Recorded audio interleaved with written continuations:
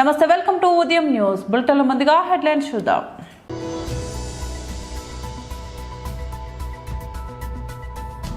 తెలంగాణ భవన్లో బీఆర్ఎస్ నాయకుల press meet.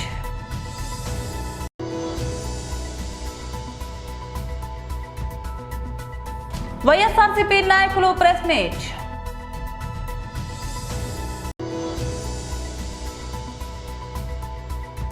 Nitish Kumar ప్రభుత్వానికి లూలు ప్రసాద్ యాదవ్ కుమార్తె ప్రశంసలు.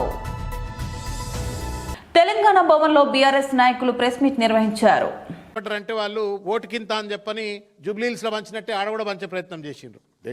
అన్ని చోట్ల పంచిండ్రు, ఆడ కూడా పంచే ప్రయత్నం చేసిండ్రు. వింతేందా అంటే నేను 550 ఓట్లకు నేను డబ్బులు పంచినా, నాకు 55 ఓట్లు వచ్చినాయి, మిగతా వాళ్ళని డబ్బులు అని చెప్పని ఇంటింటికి పోయి వాళ్ళ ఆ మురళీనాయక్ గారు అని చెప్పని అక్కడ కాంగ్రెస్ పార్టీ ఎమ్మెల్యే వాళ్ళ వదినమ్మ ఇప్పుడు ఇంటింటికి తిరుగుతుందట, పేపర్లో సోషల్ మీడియాలో అంతా తిరుగుతూ ఉంది. నాకు పైసలు వాపసిరి, నాకు పైసలు వాపసిరి అంటే వాళ్ళు డబ్బులు నమ్ముకున్నారు తప్ప ప్రజల ప్రేమను నమ్ముకోలేరు రేవంత్ రెడ్డి గారి ప్రభుత్వం. డబ్బే జూబ్లీహిల్స్లో అట్లనే బోగస్ ఓట్లు, డబ్బు, రకరకాల రీతిలో ప్రయత్నం చేసి గెలిచిండ్రు. అదే మంత్రం ఇవాళ నవీన్ యాదవ్ను ఉన్న ప్రాబల్యాన్ని వాడుకొని గెలిచే ప్రయత్నం చేసిండ్రు, డబ్బును వాడుకొని గెలిచే ప్రయత్నం చేసిండ్రు, ఎంఐఎం అడ్డం పెట్టుకొని బోగస్ ఓట్లను చేసి గెలిచే ప్రయత్నం చేసిండ్రు. అదే యంత్రాంగం మంత్రాంగం ఇవాళ ఇక్కడ కూడా నడుస్తుంది అనుకుంటే ప్రజలు కర్రగాల్చి వాత పెడితే ఇవాళ మళ్ళీ మొర్రో అని చెప్పని ఇచ్చిన పైసలు వాపస్ ఇవ్వమని చెప్పని ఇవాళ మహబాద్లో పోయి మురళీనాయక్ వదినట్టు తిరుగుతూ ఇవాళ పైసలు అడుగుతున్న పరిస్థితి. జయశంకర్ భూపాలపల్లిలో బీఆర్ఎస్కు సమానమైనటువంటి ఒక ఓట్లు వస్తే అక్కడ అధికారులంతా కూడా కుమ్మక్క అయిపోయి వాళ్ళ కాంగ్రెస్ అధికార పార్టీకి ఒక ఓటు ఎక్కువ వచ్చిందని చెప్పని దొంగచాటుగా ఇవాళ గెలుపొందినట్టుగా ఇవాళ ప్రకటనలు చేసుకుంటున్న ఒక పరిస్థితి. సూర్యాపేటలో ఎప్పుడెప్పుడో చూసినాం 20-30 ఏళ్ల కింద గ్రామ పంచాయతీ ఎన్నికల్లో, స్థానిక సంస్థల ఎన్నికల్లో హత్యా రాజకీయాలు. సూర్యాపేటలో ఉప్పల మల్లయ్య అని చెప్పని బీఆర్ఎస్ పార్టీ నాయకుడిని హత్యకు గురి చేసినప్పటికి కూడా అక్కడ ప్రజలు కూడా కర్రు కాల్చి వాతలు పెట్టినరు. మునుపెన్నడూ లేని విధంగా ఈ 2 సంవత్సరాలలో హత్యా రాజకీయాలకు పాల్పడ్డప్పటికీ కూడా, డబ్బు రాజకీయాలకు పాల్పడ్డప్పటికీ కూడా, పోలీసు రాజకీయాలకు పాల్పడ్డప్పటికీ కూడా, బెదిరింపు రాజకీయాలకు పాల్పడ్డప్పటికీ కూడా గ్రామీణ ప్రజలు ఇవాళ రేవంత్ రెడ్డి గారు చేస్తున్నటువంటి ఒక మోసాన్ని ఇవాళ గుర్తించి ఇవాళ పెద్ద ఎత్తున కాంగ్రెస్ వ్యతిరేక తీర్పునిచ్చినట్టుగా మేము భావిస్తూ ఉన్నాము. వారందరికీ కూడా హృదయపూర్వకంగా ధన్యవాదాలు తెలియజేస్తూ ఉన్నాం. వాస్తవానికి కొంత లోతుగా కనుక చూసినట్టయితే 2023 ఎన్నికల్లో అలవిగాని వాగ్దానాలు చేసినారు, అబద్ధాలతో ప్రభుత్వాన్ని నడుపుతా ఉన్నారు 2 సంవత్సరాలుగా. విచ్చలవిడి అవినీతితో ఇవాళ వేల కోట్ల రూపాయలు దండుకొని ఇవాళ దేశంలోనే నెంబర్ 1 రిచెస్ట్ చీఫ్ మినిస్టర్ ఇవాళ రేవంత్ రెడ్డి 2 ఏళ్లలోనే దేశంలోనే నెంబర్ 1 రిచెస్ట్ చీఫ్ మినిస్టర్. ఎవరి సొమ్ము అది, ఎక్కడ సొమ్ము అది? ఫ్యూచర్ సిటీ ఫ్రాడ్ సిటీ, మూసి పెద్ద బోగస్, ఎక్కడ రియల్ ఎస్టేట్ దందాలకు పాల్పడుతూ కమిషన్లు దండుకుంటూ ఆఖరికి దేశ ప్రధాని వచ్చి వాళ్ళ RRR ట్యాక్స్, RRR ట్యాక్స్ వసూలు చేసుకుపోతున్నారు అని చెప్పేంత విచ్చలవిడి చిల్లర అవినీతికి పాల్పడతా ఉంటే ఈ అవినీతి సామ్రాజ్యంని కూల్చివేస్తామని చెప్పని వాళ్ళ గ్రామీణ ప్రాంతంలో ఉన్నటువంటి ఒక ప్రజలు ఇవాళ ఏకోన్ముఖంగా ఇవాళ మళ్ళా బీఆర్ఎస్ పార్టీని, కేసీఆర్ గారిని ఆదరిస్తూ ఇవాళ ఈ యొక్క పెద్ద ఎత్తున ఈ ఫలితాలు ఇచ్చినట్టుగా మేము భావిస్తూ ఉన్నాము. కర్రుగాల్చి వాత పెట్టినట్టుగా మేము భావిస్తూ ఉన్నాం. వైఎస్ఆర్సీపీ నాయకులు ప్రెస్ మీట్ నిర్వహించారు. మేము పరిశీలించాం. 3 దశల్లో బ్యాగు నాణ్యతని తనిఖీలు చేశామని చెప్పేసి గత ప్రభుత్వం కంటే తక్కువ రేటుకి తయారు చేశాం. ప్రజాధనాన్ని మేము ఆదా చేశాము. విద్యార్థులకి నాణ్యమైన బ్యాగ్ను అందజేశామని చెప్పేసి నారా లోకేష్ గారు ప్రకటించారు. ఈరోజు రాష్ట్రంలో విద్యా సంవత్సరం ప్రారంభమై సుమారు 6 నెలలు పూర్తవుతుంది. ఈ 6 నెలల కాలంలో డాక్టర్ సర్వేపల్లి రాధాకృష్ణన్ విద్యార్థి మిత్ర పేరుతో కూటమి ప్రభుత్వం మంజూరు చేసిన విద్యార్థులకు అందజేసిన బ్యాగులు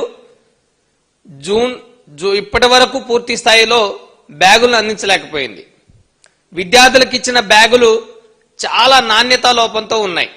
నాసి రకమైన బ్యాగులు అందించారు. బ్యాగులు తీసుకున్న విద్యార్థులు కేవలం నెల రోజులు, 20 రోజులు, 2 నెలల లోపలే బ్యాగులు చినిగిపోయాయి. చిరిగిపోయిన బ్యాగుల్ని కుట్టించుకొని వాటికి అతుకులు వేసుకొని విద్యార్థులు ఈరోజు స్కూల్స్కి వెళ్తా ఉన్నారు. ఎంత దారుణం అంటే ప్రభుత్వం మెరుగైన బ్యాగులు అందించాము అని చెప్పిన నారా లోకేష్ గారు, మేము ప్రశ్నిస్తా ఉన్నాం నారా లోకేష్ గారు విద్యాశాఖ మంత్రిని, కమిషన్ల కోసం కక్కుర్తిపడి నాసిరకమైన బ్యాగులు మీరు తయారు చేయించారా మీ ప్రభుత్వం? మీ ప్రభుత్వంలో బ్యాగుల తయారీలో జరిగిన అవినీతి అక్రమాలు ఏ స్థాయిలో జరిగాయి అనేది ఈ బ్యాగుల నాణ్యతను పరిశీలిస్తే అర్థమవుతా ఉంది. మీరు చెప్పిన దానికి, నారా లోకేష్ గారు చెప్పిన దానికి, విద్యార్థులు స్కూల్కి తీసుకెళ్లే బ్యాగులకి మధ్య నాణ్యతకి చాలా వ్యత్యాసం ఉంది. 953 కోట్లు కేటాయించామని, ఒక్కో బ్యాగ్ 2279 రూపాయలు కేటాయించామని మీరు చెప్పినప్పుడు సుమారు 2300 ఒక్క బ్యాగు మీద ఖర్చు పెడితే చాలా పూర్తి నాణ్యతతో బ్యాగ్ ఉండాలి. కానీ ఈరోజు బ్యాగు తీసుకొని స్కూల్కి వెళ్ళిన విద్యార్థికి నెల రోజుల్లోపే బ్యాగు చిరిగిపోయిందంటే నాణ్యత లోపల ఎంత పెద్ద ఎత్తున ఉన్నాయి, కమిషన్ల కోసం ఇక్కడ ఎంత కక్కుర్తి పడారు, ఎంత పెద్ద ఎత్తున అవినీతి అక్రమాలు జరిగాయనేది ఈరోజు మనకు అర్థమవుతా ఉన్నాయి. చంద్రబాబు కూటమి ప్రభుత్వం ఈరోజు పిల్లలకి సరఫరా చేసిన బ్యాగుల్లో కూడా సర్వం కమిషన్లో పెద్ద ఎత్తున చేతులు మారాయి. మ్యానుఫ్యాక్చరింగ్ దగ్గర నుంచి విద్యార్థులకు సరఫరా చేసే వరకు పై స్థాయిలో పెద్ద ఎత్తున అవినీతి అక్రమాలు, కమిషన్లు, ఈ దందా జరిగిందనేది మా వైఎస్ఆర్సీపీ విద్యార్థి విభాగం తరఫున మేము తెలియజేస్తా ఉన్నాం. ఎందుకంటే గత జగన్మోహన్ రెడ్డి గారి పరిపాలనలో 5 ఏళ్ల పాలనలో 1 సంవత్సరం కోవిడ్ వచ్చింది. 4 ఏళ్లు విద్యార్థులకి సుమారు 3366 కోట్ల రూపాయలు కేటాయించి జగనన్న విద్యా కానుక పేరుతో విద్యార్థులకి ఒక కిట్ను అందించారు. 3 జతల యూనిఫారాలు, 2 జతలు బూట్లు, 2 జతలు సాక్సులు, 2 డిక్షనరీలు, బైలింగ్వల్ డిక్షనరీ, అదేవిధంగా పిక్టోరియల్ డిక్షనరీ, అదేవిధంగా బెల్టు, టై, ఇలా అనేక రకాలు పెద్ద ఎత్తున జగన్మోహన్ రెడ్డి గారు గత 4 ఏళ్లలో విద్యార్థులకు అందించారు. బీహార్ మాజీ ముఖ్యమంత్రి ఆర్జేడీ అధినేత లూలు ప్రసాద్ యాదవ్ కుమార్తె రోహిణి ఆచార్య నితీష్ కుమార్ ప్రభుత్వంపై ప్రశంసలు కురిపించారు. రాష్ట్రంలో మహిళల అభివృద్ధికి ప్రభుత్వం తీసుకుంటున్న చర్యలను ఆమె కొనియాడారు. అయితే స్త్రీల అభివృద్ధికి 10,000 రూపాయలు పంపిణీ చేయడం, పాఠశాల విద్యార్థినులకు సైకిళ్లు ఇవ్వడం మాత్రమే సరిపోదని, కొడుకులతో సమానంగా కుమార్తెలకు హక్కులు ఉండేలా చర్యలు తీసుకోవాలని ఆమె కోరారు. కుమార్తెల హక్కులను కాపాడే బాధ్యత ప్రభుత్వానిదే అని ఆమె అన్నారు. ప్రజల్లో పాతుకుపోయిన పితృస్వామ్య మనస్తత్వ రాజకీయ రంగాలలో మార్పు తీసుకురావాల్సిన అవసరాన్ని ఆమె ప్రస్తావించారు. తల్లిదండ్రుల ఇళ్లలో కుమార్తెలు ఎటువంటి భయం లేకుండా సురక్షితంగా ఉండే హక్కును వారికి ఉందని అన్నారు. ఇందుకోసం తగిన చర్యలు తీసుకోవాలని నితీష్ ప్రభుత్వాన్ని ఆమె అభ్యర్థించారు. భవిష్యత్తులో దోపిడీ, హింస నుంచి మహిళలను రక్షించడానికి ఇది ఒక ముందడుగుగా భావించాలని పేర్కొన్నారు. ప్రతి స్త్రీ తల్లిదండ్రుల ఇళ్లలో సురక్షితంగా ఉండేలా చర్యలు తీసుకోవాలని రోహిణి ఆచార్య నితీష్ ప్రభుత్వాన్ని కోరారు. కాగా లూలు ప్రసాద్ యాదవ్ కుటుంబంలో ఇప్పటికే పలు సమస్యలు తలెత్తడంతో పెద్ద కుమారుడు తేజ్ ప్రతాప్ యాదవ్ వేరుగా ఉంటున్నారు. కుటుంబ కలహాల నేపథ్యంలో లూలు కుమార్తెలు కూడా ఆయన ఇంటి నుంచి వెళ్లిపోవడం తెలిసిందే. ఈ క్రమంలో రోహిణి సోషల్ మీడియా వేదికగా నితీష్ ప్రభుత్వంపై ప్రశంసలు కురిపించడంతో పాటు కీలక సూచనలు చేశారు. సర్పంచ్ అభ్యర్థిగా గెలిపిస్తే మోడల్ గ్రామ పంచాయతీగా సంస్థాన్ నారాయణపురం గ్రామాన్ని తీర్చిదిద్దుతానని సిపిఐ బలపరిచిన కాంగ్రెస్ పార్టీ అభ్యర్థి ఉప్పల విజయలక్ష్మి లింగస్వామి అన్నారు. మండల కేంద్రంలో ఏర్పాటు చేసిన విలేకరుల సమావేశంలో వారు మాట్లాడుతూ, గత సర్పంచ్ ఎన్నికల్లో అధికార దృక్పథంతో నన్ను ఓడించి విజయాన్ని పొందారని, 6 సంవత్సరాల నుంచి నేను ఓడిపోయినా కానీ గ్రామ అభివృద్ధికి నా సహాయ సహకారాలు చేసుకుంటూ ప్రజల బాగోగులను చూసుకుంటూ ముందుకు సాగుతున్నానని, ఏనాడు కూడా గ్రామ ప్రజల కోసం వెనుకడుగు వేయకుండా ప్రతినిత్యం ప్రజల మధ్యనే ఉంటూ సమస్యల పరిష్కారానికి కృషి చేస్తూ వచ్చానని, అత్యవసర పరిస్థితుల్లో అనారోగ్యాలకు గురై ఇబ్బందులు పడుతున్న వారికి అంబులెన్స్ సౌకర్యాన్ని, నిరుపేదలకు ఆర్థిక సహాయాన్ని అందిస్తూ మీ అందరి వాడిగా ఉంటూ ముందుకు సాగుతున్నానన్నారు. నారాయణపురం గ్రామ ప్రజలందరికీ నా నమస్కారాలు. ఈరోజు ఈ సమావేశానికి విచ్చేసినటువంటి మా ముఖ్య నాయకులందరికీ పేరు పేరున నా నమస్కారాలు. అట్లాగే పత్రికా మిత్రులు కూడా నా నమస్కారాలు. గత సిపిఐ బలపరిచినటువంటి కాంగ్రెస్ పార్టీ సర్పంచ్ అభ్యర్థి శ్రీమతి ఉప్పల విజయలక్ష్మి లింగస్వామి గారికి మీరు సంపూర్ణ మద్దతు తెలపాలని నేను నారాయణపురం ప్రజలను వేడుకుంటున్నాను. గత 2019 సర్పంచ్ ఎలక్షన్లో మీ అందరికీ తెలిసిన విషయమే. నేను అప్పుడు కాంగ్రెస్ పార్టీ అభ్యర్థిగా పోటీ చేసినప్పుడు అప్పుడున్న అధికార పార్టీ టీఆర్ఎస్ పార్టీ గెలిచిన నన్ను అధికారం అండ చూసుకొని నన్ను ఓడించడం జరిగింది. ఆ ఎలక్షన్లో ప్రజా తీర్పులు అగౌరవపరిచినటువంటి టీఆర్ఎస్ పార్టీ బలవంతంగా ఈ ఊరికి ఒక సర్పంచ్ని పెట్టి గ్రామాన్ని అభివృద్ధి కుంటుపడతారు చేశారు. గ్రామ అభివృద్ధిలో ఏమాత్రం గ్రామ అభివృద్ధిలో చొరవ చూపని ఆయన, దాని తర్వాత నేను ప్రతి నారాయణపురంలో ఆ రోజు నుంచి ఈ రోజు వరకు 6.5 సంవత్సరాలుగా మంచికి చెడుకు నేను నారాయణ ప్రజలతో మమేకమై ఉన్నాను. ప్రజల్ని వేడుకునేది ఏంటంటే పని చేసే వాళ్ళకే మీరు పట్టం కట్టండి. ప్రజల్లో ఇప్పుడు గత సర్పంచ్ అయితే ఏ రోజు కూడా ప్రజల్లో లేడు. నేను మంచికి చెడుకు ప్రజల్లో ఉన్నా. లాస్ట్ నా సొంత నిధులతోటి నేను మొన్న ఒక సంవత్సరం రైతుంది అంబులెన్స్ సేవలు కూడా అందిస్తున్నాయి ఇక్కడ నారాయణపురంలో. ప్రజల ఆలోచించండి. ఈరోజు మనకు అధికారం ఉంది, రాజగోపాల్ రెడ్డి గారు ఉన్నారు. సర్పంచ్గా మీరందరూ మమ్మల్ని ఆశీర్వదిస్తే నారాయణపురాన్ని ఒక మోడల్ గ్రామ పంచాయతీగా తీర్చిదిద్దుతానని మీ అందరిని నేను వేడుకుంటున్నా. నాచారం పారిశ్రామిక వాడలో ఉన్న షాహీ ఎక్స్పో గార్మెంట్ సంస్థలో పనిచేస్తున్న మహిళా కార్మికులు తమకు జీతాలు పెంచాలని చేస్తున్న ధర్నా కార్యక్రమం నేటికి 5వ రోజుకు చేరుకుంది. విధులను బహిష్కరించి పరిశ్రమ ముందు నిరసన వ్యక్తం చేస్తున్న మహిళా కార్మికులకు సిపిఐ పార్టీ తరఫున తెలంగాణ రాష్ట్ర సహాయ కార్యదర్శి నారాయణ ధర్నాలో పాల్గొని కార్మికులకు సంఘీభావం ప్రకటించారు. ఈ సందర్భంగా వారు మాట్లాడుతూ గత 4 రోజులుగా మహిళా కార్మికులు ఎండలో కూర్చొని తమకు న్యాయం చేయాలని ధర్నా చేస్తున్న యాజమాన్యం స్పందించకపోవడం సరికాదన్నారు. కంపెనీలో పనిచేస్తున్న మహిళలకు కనీస గౌరవం ఇవ్వకుండా అసభ్యంగా ప్రవర్తిస్తున్నారని, అలా ప్రవర్తించిన వారిపై కఠిన చర్యలు తీసుకోవాలని డిమాండ్ చేస్తున్నామన్నారు. వెంటనే మహిళా కార్మికులకు వారి పనికి తగ్గ జీతం పెంచాలన్నారు. నాచారంలో ఉన్నటువంటి షాహీ ఎక్స్పోర్ట్స్, దీనిలో దాదాపు 2.5-3 వేల మంది మహిళలే పనిచేస్తారు. వాళ్ళని రకరకాల ఇబ్బంది పెడుతున్నారు. గత 4-5 ఏళ్ళుగా లేదా 10 ఏళ్ళుగా వాళ్ళకు 6,000, 5,000 నుంచి ఇప్పుడు 10,000 దాకా వచ్చారు కొంతమంది. అది కనీస వేతనం కానే కాదు.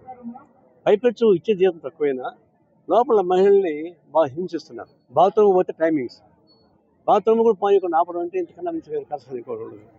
వాళ్ళు సెలవులు 1 రోజు ఎక్స్ట్రా అయిపోతే డబ్బులు ఖర్చు చేస్తున్నారు. అనేక రకాల ఇబ్బంది పెడుతున్నారు. మహిళల్ని ఇబ్బంది పెడితే కలకంట కానీ ఉడకపోదు. వాళ్ళు ఏడిపిస్తే ఇంకా ఫ్యాక్టరీకి చాలా నష్టం వస్తుంది. వాళ్ళకు ఏ యూనియన్ సంబంధం లేకుండానే వాళ్ళు స్వచ్ఛందంగా సమ్మెకి వచ్చారు. దాన్ని బట్టి వాళ్ళు ఎంత కడుపు పండాలా, వాళ్ళు ఎంత ఇబ్బంది పడి ఉండాలా, ఎంత అవమానపడి ఉండాలా అది బయట రావడానికి. అందులో సమ్మె చేయడం అంటే ఏ రాజకీయ పార్టీ ఏ సంఘాన్ని కూడా లేకుండా వాళ్ళే వచ్చారు. అభినందించదగ్గ విషయం. వాళ్ళు గట్టిగా ఉన్నారు. అయితే ఎన్ని రోజులు ఉంటారు తర్వాత విషయం.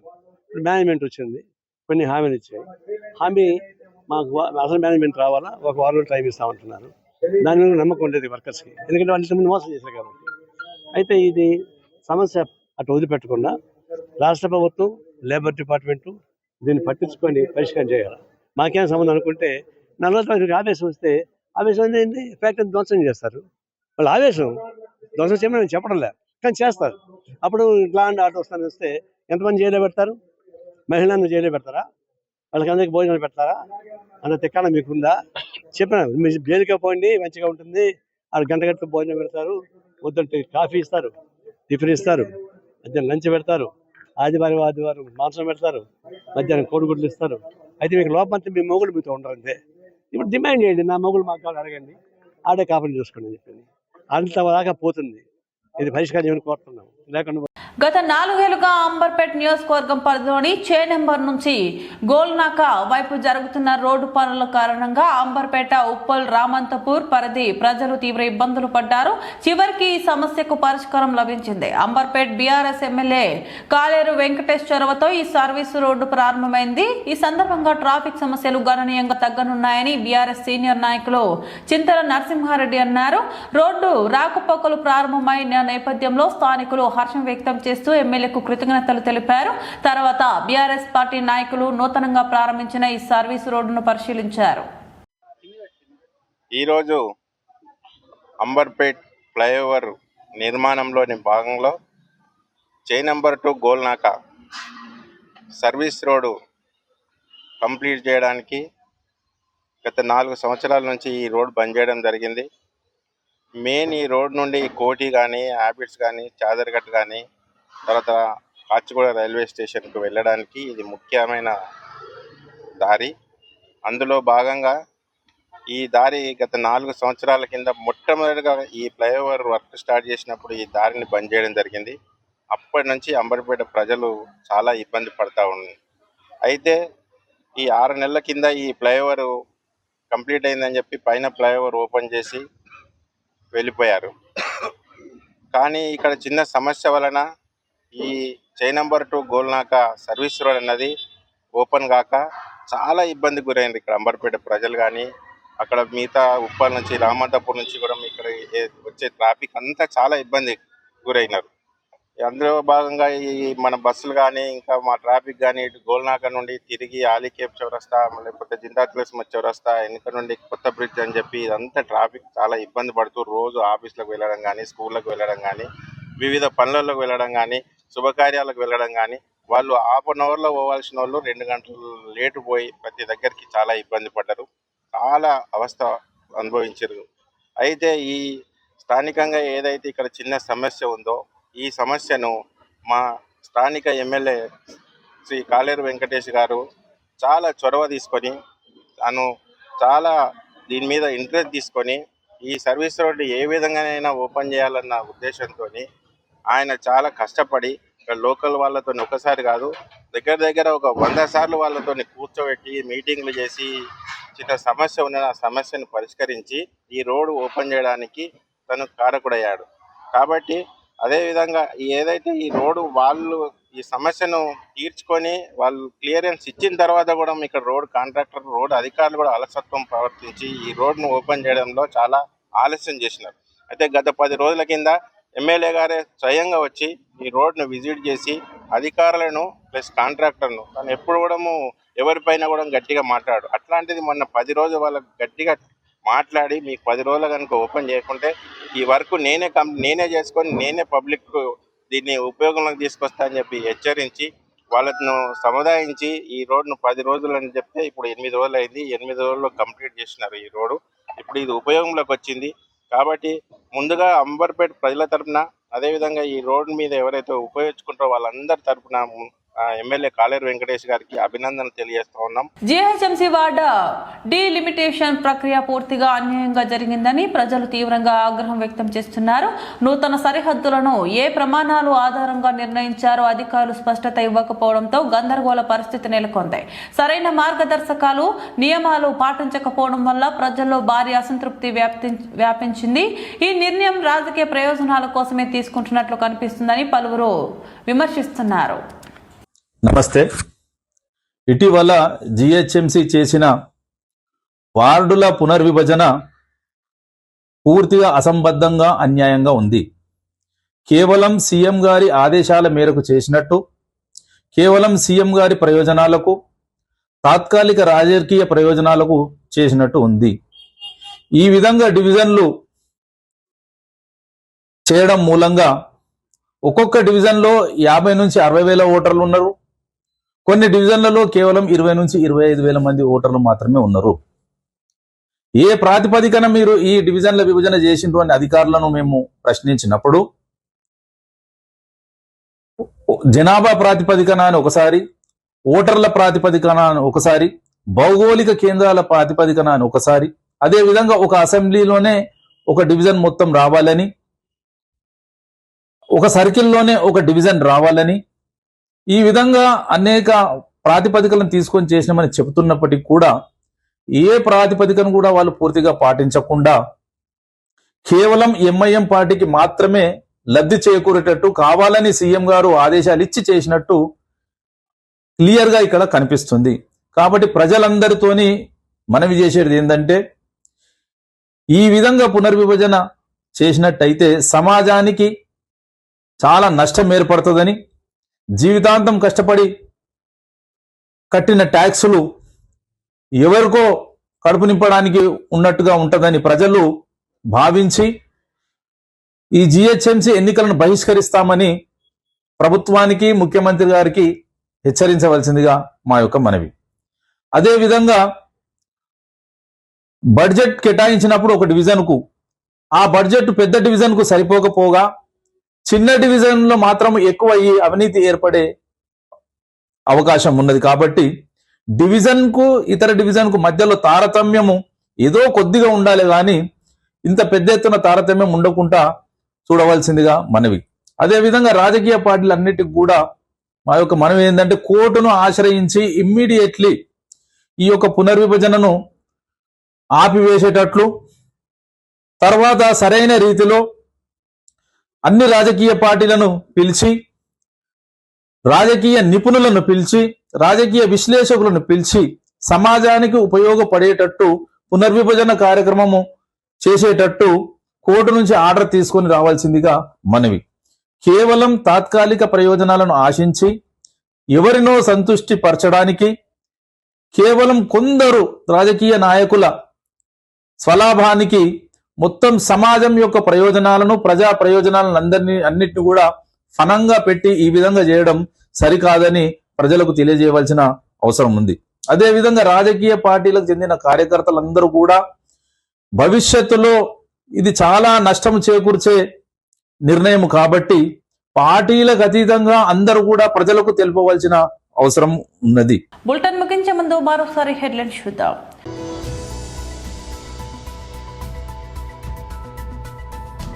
తెలంగాణ భవన్ లో బీఆర్ఎస్ నాయకుల ప్రెస్ మీట్.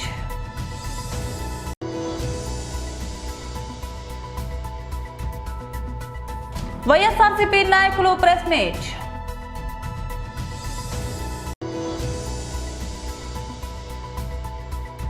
నితీష్ కుమార్ ప్రభుత్వానికి లూలు ప్రసాద్ యాదవ్ కుమార్తె ప్రశంసలు. ఇవి బులెటిన్ అప్డేట్స్. మరో బులెటిన్లో మళ్ళీ కలుద్దాం. అంతవరకు సెలవు. నమస్తే.